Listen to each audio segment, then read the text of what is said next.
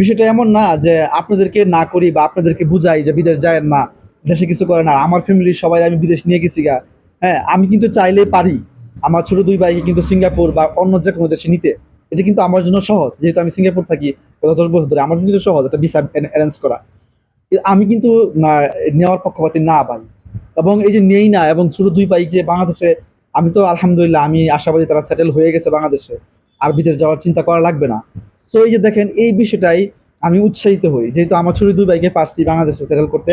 So আমার সমাজে ওরকম অনেক বন্ধুরা আমি বুদ্ধি পরামর্শ দেই এবং আমি নিজেও চেষ্টা করতেছি।